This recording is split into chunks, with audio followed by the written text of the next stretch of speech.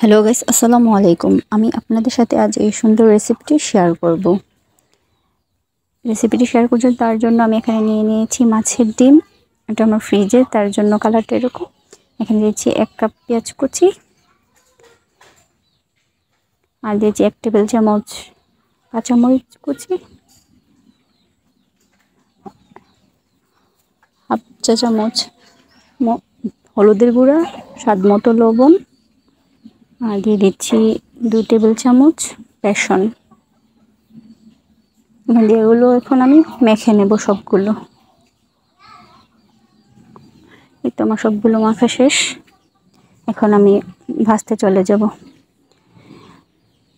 ভিডিওটা এডিটিংয়ের সময় আমার বড়াগুলো দেওয়ার ভিডিওটা কাটিং হয়ে গেছে। প্লিজ আপনারা দেখে বুঝে নেবেন। বড়াগুলো দিয়ে আমি এখন ফ্রাই করে নিচ্ছি।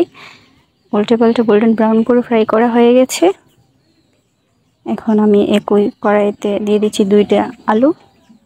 আলুগুলো এখন আমি একটু লবণ আর একটু হলুদের গুঁড়া দিয়ে ব্রাউন কালার করে ভেজে নেব। এই তো আলুগুলো আমি গোল্ডেন ব্রাউন করে ভেজে নিচ্ছি। আর আপনাদের পছন্দ মতো ভেজে নিতে পারেন। তারপর আমি এখানে দিয়ে দিচ্ছি 1 কাপ পেঁয়াজ কুচি, তার সাথে দিচ্ছি এখানে দিয়ে দিচ্ছি আমি 2টো তেজপাতা, 1টি দারুচিনি আর 1টি লাল মরিচ। এখন আমি এটাকে গোল্ডেন ব্রাউন করে ভেজে নেব। এখন আমি এটা ভাজা হয়ে গেলে গোল্ডেন ব্রাউন করে ভেজে নেব। তার সাথে দিয়েছি 1 টেবিল চামচ আদা আর রসুন বাটা। আদা রসুন বাটাটা আমি যাতে কাঁচা স্মেলটা চলে যায় সেটাকে আমি ভেজে নেব। তো আমার ভাজা শেষ। এখন আমি স্বাদ মতো হলুদ, মরিচ, ধনিয়া এবং জিরা,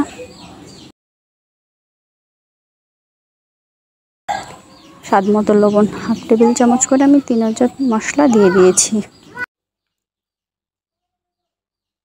এখন আমি মশলাগুলোকে পানি দিয়ে কষিয়ে নেব।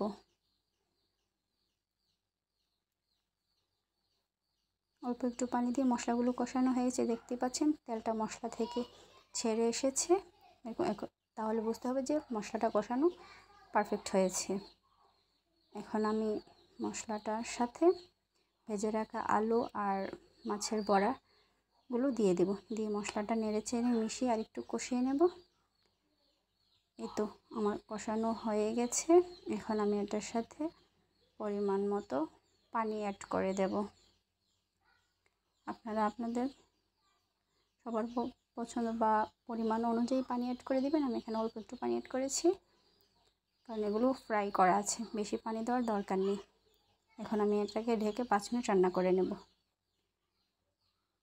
তো দেখতেই পাচ্ছেন এটা আমার ঢেকে রান্না করা 5 মিনিট পর কত একটা সুন্দর একটা কালার এসছে। এটা এখন আমি আপনাদের সাথে সার্ভিং ডিশে শেয়ার করব। এই তো ফাইনাল লুক দেখতেই বুঝতে পারছেন কতটা ইয়াম্মি হয়েছে। মাছের কোফতা কারি বলেন বা মাছের ডিমের বড়া বলেন। যদি ভালো লাগে লাইক, কমেন্ট অ্যান্ড শেয়ার করবেন।